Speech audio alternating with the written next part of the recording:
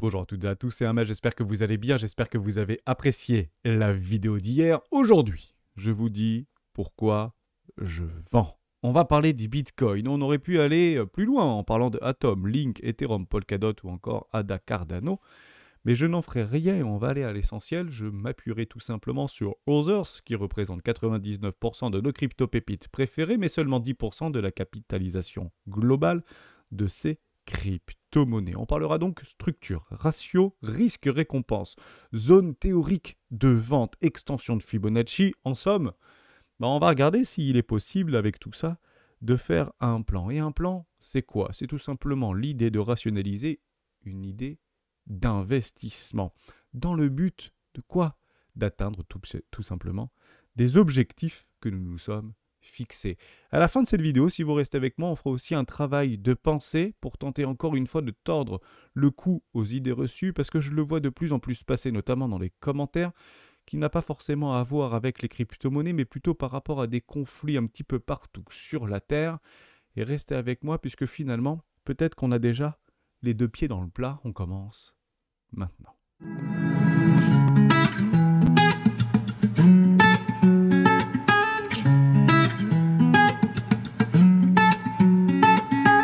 Juste avant de commencer, je vous invite toujours à rejoindre le Discord des rois du marché. Vous trouverez le lien dans la description. À l'intérieur, une documentation qui s'appelle la stratégie des 4 rois. N'hésitez pas à l'utiliser, vous en imprégnez, vous en inspirez. C'est complètement gratuit, disponible sur le Discord dans l'onglet documentation. C'est un PSS d'une vingtaine de pages, extrêmement facile à lire. N'hésitez pas à l'utiliser.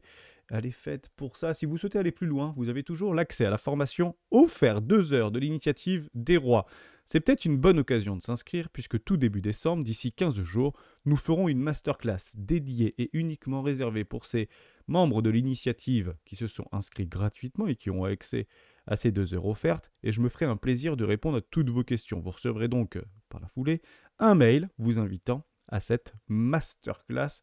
Ça peut être éventuellement une bonne idée de pouvoir passer à l'action et découvrir un petit peu tout ce qu'on fait au sein de la communauté. Si vous voulez aller encore plus loin pour les plus initiés, vous avez toujours l'académie, bien sûr, qui est ouverte, et je ne suis pas seul, puisque nous sommes 5 aujourd'hui à administrer et à animer cette académie avec les membres érudits, et vous avez une petite description de chaque membre qui la compose. On va parler Bitcoin sans plus attendre. Bon, pourquoi je vends? Nous sommes actuellement dans une zone d'extension de ratio 1 pour 1 par rapport au range précédent, donc dans une zone théorique de massif profit. On utilise toujours des structures, quelle que soit la zone que vous allez sélectionner. Pour moi, je suis hors zone puisqu'on était proche au niveau de ce range, j'en attends d'une résolution, et on a l'impression qu'on attend tous une correction. Mais croyez-le ou non, mais elle peut arriver dans très longtemps, cette correction, et on peut bourrer sur Bitcoin et sur l'ensemble de nos crypto-monnaies avant de voir un soupçon de retracement. On a donc des structures, des W, dans des W, dans des W qui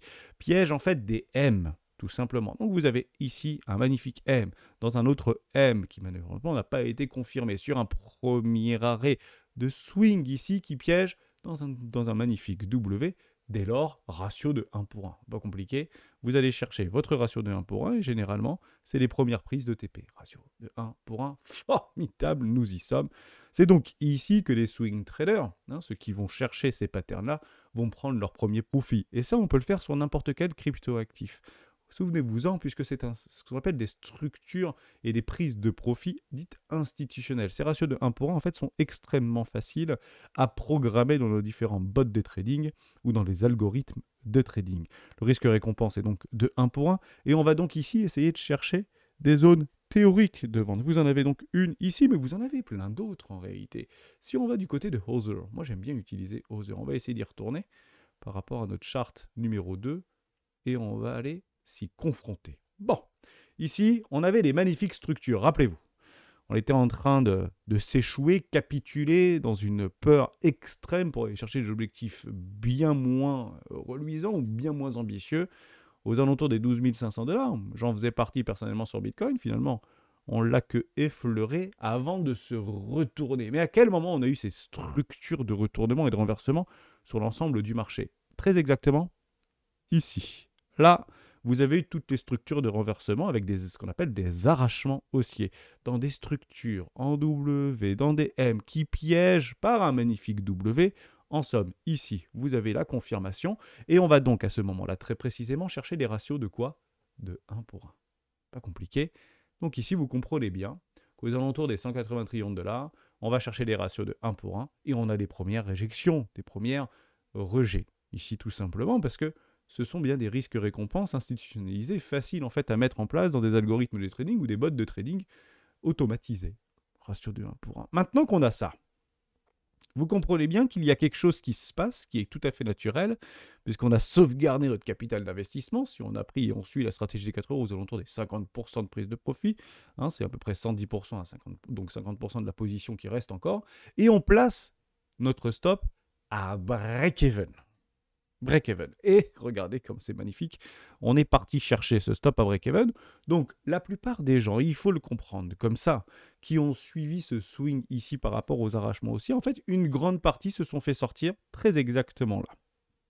C'est bien évidemment une position extrêmement pertinente par rapport à une trendline baissière pour des personnes qui souhaitent, dans des zones très confortables, se positionner où? Dans une zone de rechargement d'achat moyen terme, court terme, entre les 618 et 786, et la touchette d'une constellation de moyenne mobile long terme qui définit, à proprement parler, techniquement parlant, une zone de valeur. Et on refait exactement le même exercice. On va donc ici aller chercher sur des retournements haussiers des ratios de 1 pour 1, et on est en train de le vivre actuellement. Vous avez bien ici des M dans des M, dans des M, dans des M, et on structure des W, très exactement là. Donc, à quel moment il y a l'entrée dite professionnelle? On vient de casser un premier arrêt du précédent flux baissier ici, et on se positionne professionnellement juste là. Dès lors, on va aller chercher des extensions, des ratios de 1 pour 1. Et je vendrai donc sur des premiers TP qui sera en fait une confluence par rapport à mes 110% sur ici un ratio de 1 pour 1, donc 100% d'augmentation. Formidable. Et on se retrouvera aux alentours des 530 trillions de dollars, qui seraient également les précédents high, donc all-time high au niveau de Other. Et vous avez à peu près la même représentation chartiste si on prend Ethereum par exemple, ou si on prend d'autres crypto-monnaies qui sont dans une bonne configuration, notamment nos crypto-monnaies de l'intelligence artificielle. Oui, il y en a d'autres qui ont fait de nouveaux ATH. Il y en a, comme les mêmes coins ou encore l'intelligence artificielle, qui sont en train de faire cavalier seul. Et ça reste une rotation des capitaux au sein même de ce marché.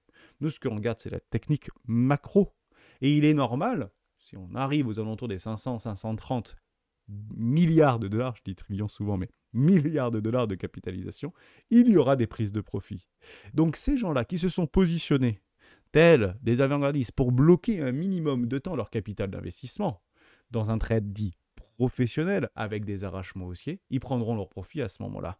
Dès qu'on a ces profits-là, ceux qui ne se sont pas fait bouffer, qui n'ont pas mis en fait leur plaie à break-even ici, et ceux qui sont là, qui vont essayer d'avoir une première piste pour pouvoir prendre sur un premier arrêt du précédent mouvement pour suivre des flux et des extensions.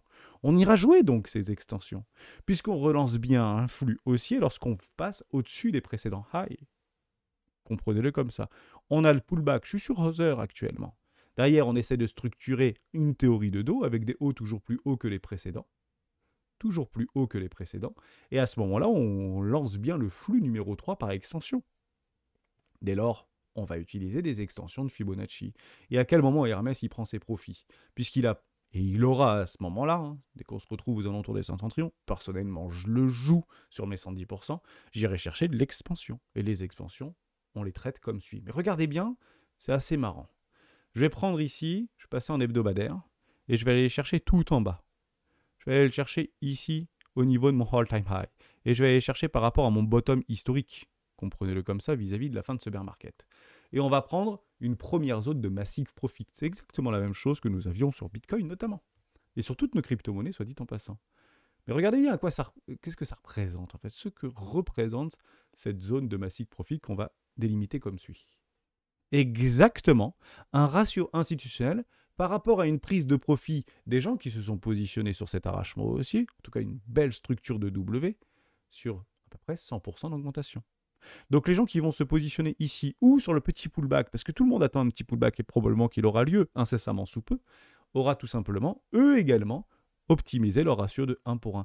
Et c'est très exactement ici, je dis bien ici, sur les 1000 milliards de dollars de capitalisation sur Other, où la nouvelle majorité va arriver. Mais cette majorité qui va arriver ne va pas se faire piéger. Ce ne sera pas le top de marché générationnel. Généralement, il est de mise, il est d'adage de dire qu'on va doubler leur investissement et qu'ils seront incapables, eux, de prendre leur profit. Pourquoi? Parce qu'ils ne l'ont jamais fait. Dès lors, on va probablement leur donner raison. Ils mettront beaucoup d'argent ici. En fait, les montants seront complètement fous et pourquoi pas à levier. Avec donc un ratio de 1 pour 1, 100% d'augmentation. Il n'y a pas de stop ici. Ça reste du FOMO. Et vous prenez par rapport à nos 1,618 et vous prenez exactement 100% d'augmentation. Étonnamment, ça finit où? Dans l'extension globale des 3,618.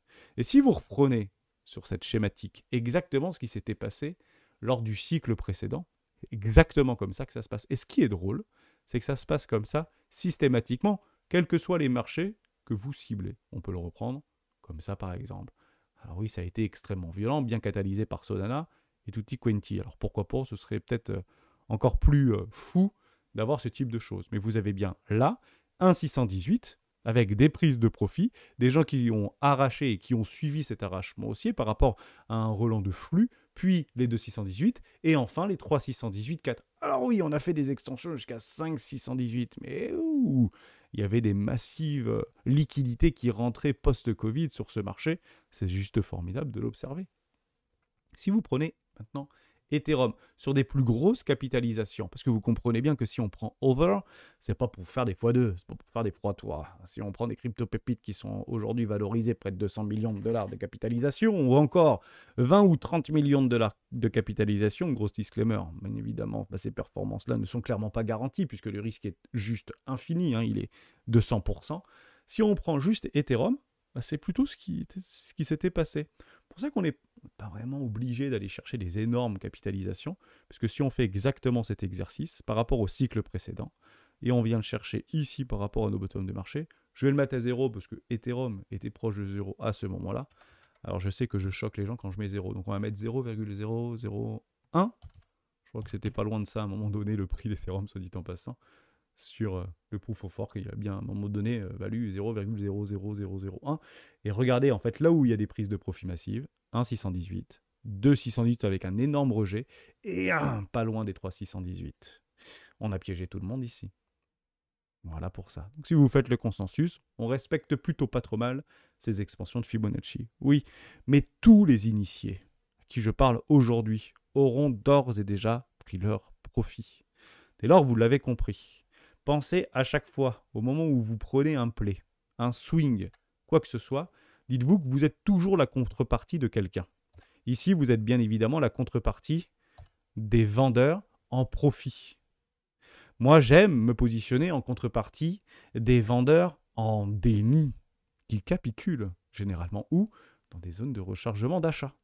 Ici, on aurait pu faire exactement le même travail vis-à-vis de Holder. Bon, on le fait sur Ethereum, c'est pareil. Ou ça, entre les 618 et les 786. Par exemple, j'aime bien me porter contrepartie, et je vous en parle depuis quelques jours, sur Atom Cosmos. Alors, on peut très bien avoir ces arrachements haussiers, c'est plutôt propre qu'on est en train d'observer. Mais si, alors je ne vais pas aller là-dessus, je vais aller sur l'autre charte, puisque je vous ai tracé d'ores et déjà les volumes profile. Oui, ils y sont les volumes profile. Par rapport à une pattern de wake-off, qu'on pourrait utiliser soit dit en passant, et on est en train de réintégrer quoi? La résistance précédente. On est en train de faire une réintégration du range. Alors quand on fait des réintégrations du range suite à une manipulation de marché dans un volume profile exacerbé, ça, c'est de la prise de liquidité des personnes qui capitulent. Vous en faites peut-être partie. C'est pas grave. Moi, je me porte toujours contrepartie de ce délit. Je ne dis pas que ça va marcher. Je dis juste que mon risque-récompense sera démultiplié. Pourquoi? Parce qu'à ce moment-là, très précisément, il n'y a personne. Puis, on va augmenter. On jouera donc la performance. Puis, on va casser des trendlines qui se trouvent comme ça. Puis, on va accepter. Puis, à un moment donné, casser le premier arrêt. On peut le prendre sur le prix, mais également sur la capitalisation globale de Atom Cosmos, puisqu'elle existe au niveau de l'inflation. Et ensuite, entrée professionnelle, exactement là. Puis, ratio de 1 pour 1, zone de rechargement de vente logique. J'espère qu'on aura pris nos 110% d'ici là. Puis, on passe notre trade à break-even et derrière, on va chercher les expansions de Fibonacci. Mais je ne dis pas que ça va arriver. Je dis juste que cette contrepartie, par rapport au risque-récompense, est juste extraordinaire. Bien sûr que mon risque est de 100%. Mais comprenez-le comme ça, l'objectif, c'est de faire des gros coefficients multiplicateurs vis-à-vis de risque qui est pris. En somme, je ne vais pas aller me mettre sur des crypto-monnaies qui sont actuellement ici, avec une capitalisation aux alentours des 60, 70, 300, 370 ou 500 millions de dollars. Parce que peu de liquidité, donc peu de volume, donc énormément de volatilité. Comprenez-le comme ça. Avec des coefficients multiplicateurs qui sont déjà extrêmement importants. Et vous le savez, qu'il y a des gens qui se sont... Alors oui, on n'est pas la majorité à s'être positionné ici. Donc on sort un petit peu du calcul rationnel par rapport à un play. Mais techniquement, il y a des gens qui se sont positionnés là. Bien sûr qu'il serait d'adage de prendre des profits lorsque se présente tout simplement. J'espère que je vous ai aidé là-dessus. Je pense que c'était extrêmement important d'essayer de définir un plan et de prendre conscience qu'il y a des gens qui se sont positionnés sur ces différents niveaux de prix.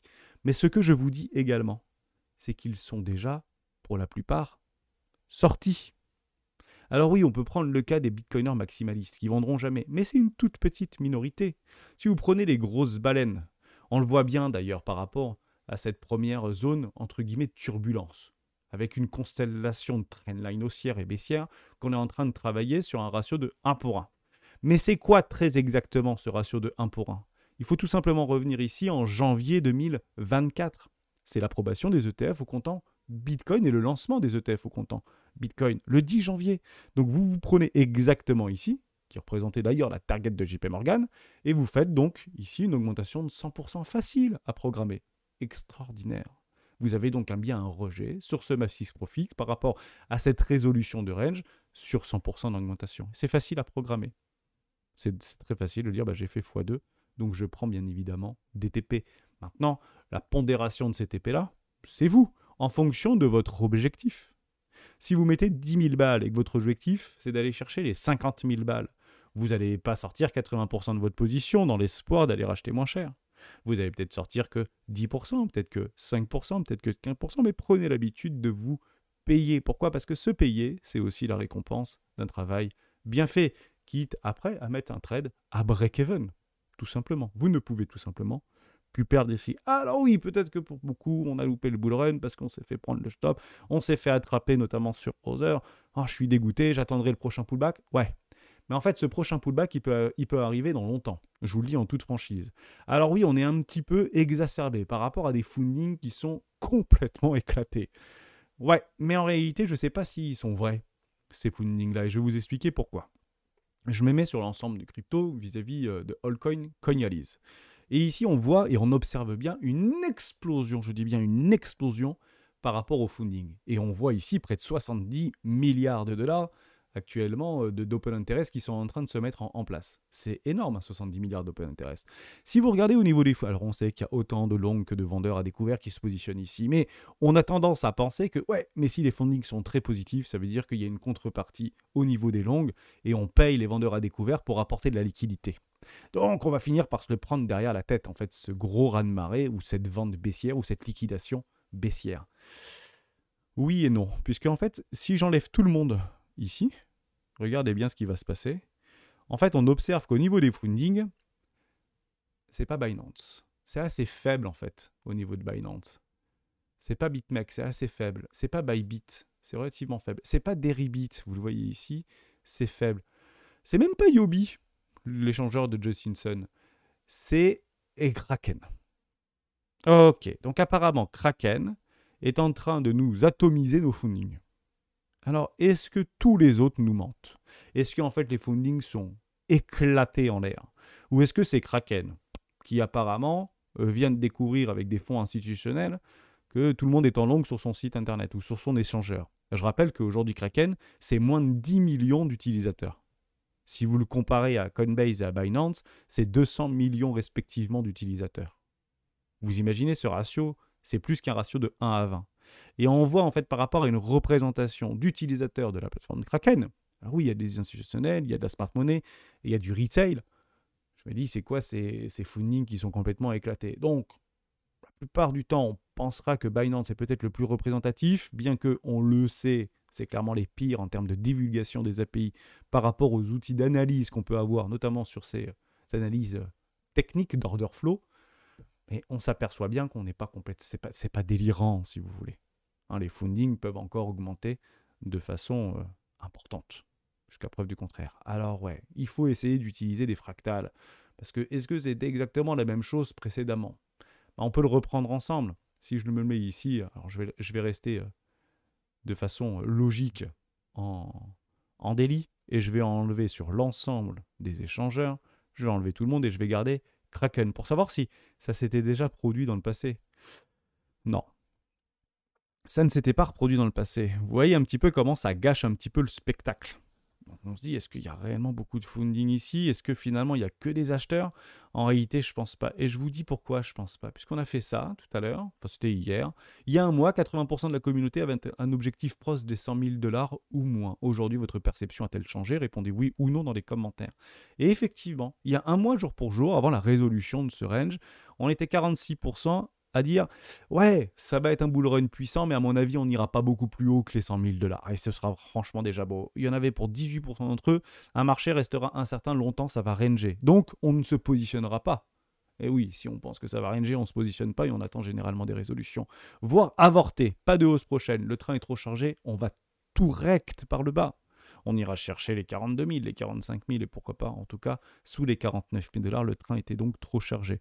23%, donc on peut faire le 80-20 ici assez facilement, to the moon, direction 230 000 dollars. Et ce qui est drôle, c'est que dans les commentaires, bah, en fait, non. La plupart des gens disent non. Pour ma part, non, mon objectif n'a pas changé, non.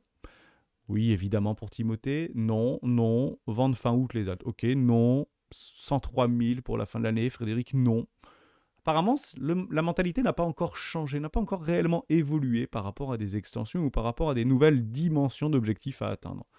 Les miens non plus n'ont pas changé, mais ils sont bien plus ambitieux que ce qu'on est en train tout simplement d'observer. Je vous donne une dernière fois et peut-être quelque chose qui pourrait vous tipser vis-à-vis de ce qu'on est en train d'observer. Moi, j'ai un objectif très ambitieux. Et on n'avait pas oublié que le 22 décembre 2022, rappelez-vous, 2% crypto banque européenne par rapport à BAL vis-à-vis de Mika.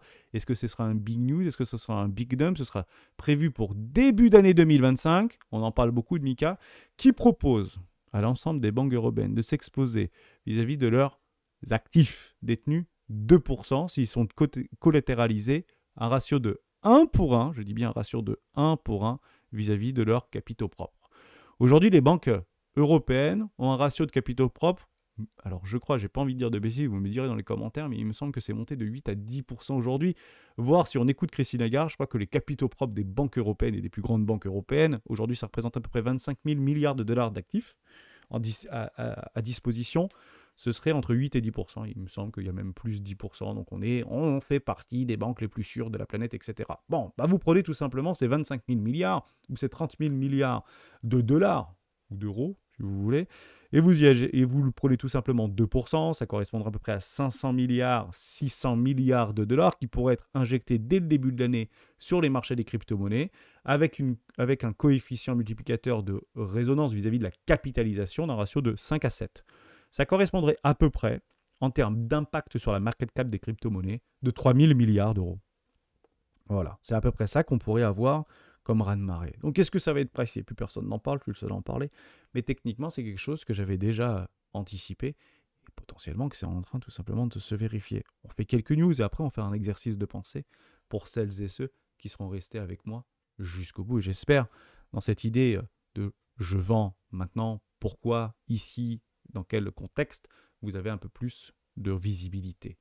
MicroStrategy, qui acquiert 4,6 milliards de dollars de Bitcoin, la firme de Michael Saylor, détient désormais 331 200 Bitcoin. C'est loin d'être fini, puisqu'il nous l'avait annoncé, 42 milliards de dollars qu'il va injecter d'ici les 3 prochaines années. Bah why not, hein, tu peux continuer à pousser. Bitcoin, cette entreprise cotée au Nasdaq, veut imiter MicroStrategy et acheter des crypto-monnaies. Alors ça, vous allez en voir comme on en a vu en 2021. Je vous demande juste, si vous voyez ce type de news, d'aller juste une recherche très rapide sur « Ok, mais c'est quoi l'entreprise? Elle vaut quoi cette entreprise ?» Bon, bah grosso modo, vous l'avez compris. Cette entreprise, elle s'appelle Cosmos Health. Donc c'est joli sur le papier, c'est joli quand on le voit tomber dans notre petit fil d'actualité. Mais c'est une boîte qui fait 50 millions de chiffre d'affaires. 50 millions de chiffre d'affaires.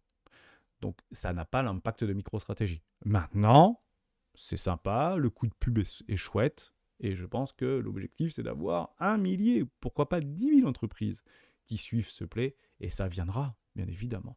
On continue avec ça. Goldman Sachs change de cap complètement, il mixe gros sur les ETF Bitcoin. Alors, il y a quelque chose, et un adage qui nous dit que si Goldman Sachs est plutôt à l'achat, il n'y a aucune raison que le marché se retourne, je vous le dis en toute franchise. En revanche, comprenez-le comme ça. Moi, j'ai toujours dans le viseur mes fameux options ETF Bitcoin comptant sur des leverages pour pouvoir faire dump et vendre à découvert ce marché sur de l'effet de levier, qui sera directement institutionnalisé. Mais comprenez-le comme ça. Si vous jouez des retournements de marché, il faut bien évidemment posséder des bitcoins. Donc vous allez acheter des bitcoins. Dès que vous l'avez fait monter dans la stratosphère, to the moon, parlons gaiement, bah vous avez bien évidemment, si vous voulez vous hedger ou parier à découvert, vous vendez massivement les bitcoins que vous avez accumulés, d'ailleurs à travers des outils financiers comme les ETF, notamment BlackRock, Fidelity ou encore ARK Invest. Donc il y a un plan peut-être machiavélique du côté de Goldman Sachs qui est en train de se mettre en position, bien évidemment qui vont tout nous dégueuler sur la tronche, mais ce ne sera pas maintenant, puisqu'ils continuent tout simplement à accumuler actuellement, ils misent gros. Donc il ne faut pas être contre ce type d'information, il faut tout simplement tenter d'essayer de rationaliser une action par rapport à pas forcément des news, mais par rapport à des événements qui permettent à ce type d'institution de vendre massivement. Et actuellement, il n'y a en fait pas de raison rationnelle que demain Goldman Sachs ou encore BlackRock, alors BlackRock à travers ses différents clients, parce que ce n'est pas BlackRock qui détient, enfin qui achète directement des bitcoins, c'est directement à travers la demande et les souhaits et la demande du client. Mais comprenez-le, côté de BlackRock, c'est bien BlackRock qui va les posséder, en tout cas, qui aura une spéculation directement sur Bitcoin. Et c'est eux qui le vendront, peut-être pour 1 milliard, peut-être pour 2 milliards, peut-être pour 3 milliards de dollars, et puis après, il appelle le copain JP Morgan, et on se fait complètement retourner, tout simplement. Et ce sera donc le signal pour dire, ok, il va peut-être falloir un petit peu alléger nos différents bags. Je continue avec ceci. Victoire de la SEC abandonne toutes les actions contre Paxos et le stablecoin BUSD. C'était pas hier, ça, en réalité. C'était il y a quelques mois ou quelques années. Est-ce que je peux retrouver très exactement le moment où c'était passé? Ouais, 11 juillet 2024. Très intéressant, ça. Parce qu'en fait, juste derrière, vous avez vu cette news-là. Le FDUSD, l'héritier du stablecoin BUSD de Binance, serait-il à la peine? Et ouais, en fait, personne n'y va. Pour la simple raison en fait, qu'il y avait des mécanismes qui avaient été repris par rapport au stablecoin algorithmique de Terra Luna. Je vous le dis, ça a fait un flopé majestueux.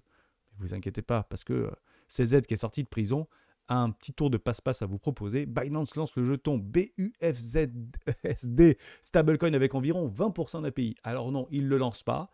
Ça fait longtemps que ça a été lancé. Mais comme je l'ai vu passer dans mon fil d'actualité, je me suis dit que j'allais vous le proposer.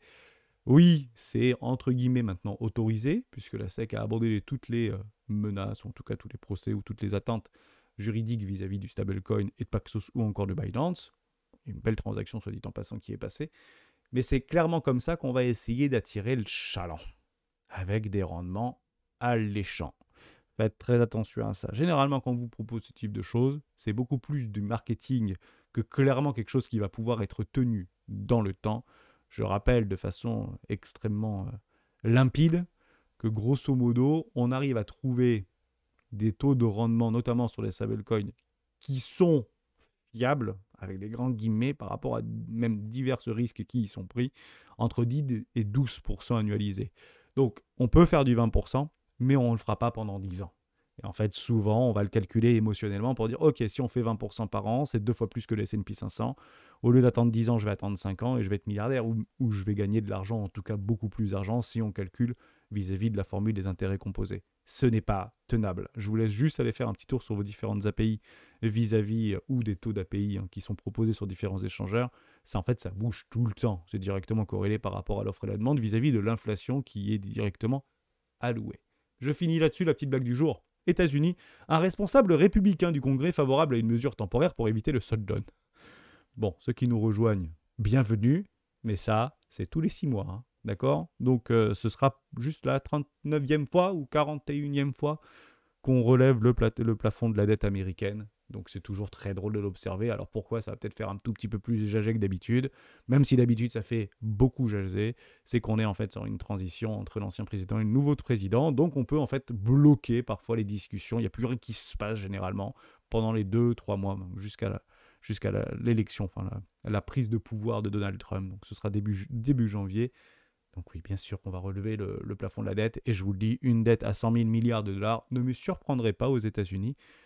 La seule chose que je préconise, c'est d'avoir peut-être un tout petit peu de Bitcoin, et quelque part bien stocké sur des clés Ledger, pourquoi pas, ou des hard wallets, ou des wallets non custodiales digitalisées, est-ce qu'on ne finira par atteindre les 100 000 milliards de dollars de dette aux États-Unis, et je suis sûr de le vivre de mon vivant. Je finis là-dessus sur une petite exercice de pensée, 30 minutes de vidéo. Ah, alors si on fait cette petite exercice de pensée, on le fera donc, on le fera plutôt jeudi. Oui, comme ça, je vous retiens pas plus longtemps. On a déjà beaucoup parlé et j'ai pas envie non plus de trop faire longuer la vidéo. Ça sert strictement à rien. Donc je le garde au chaud. Mais vous allez voir, c'est aussi vrai aujourd'hui que ça a été vrai il y a 3 mois, que ce sera vrai dans 3 mois. Mais on prendra peut-être un tout petit peu plus de temps. Et pourquoi pas même le faire pendant le live. Comme ça, je me confronterai directement à la communauté. Allez, on le repousse pour vendredi 12h30. Et pour nous, on se retrouve demain pour un Top Crypto des membres et jeudi pour une vidéo d'actualité. Je vous souhaite une excellente après-midi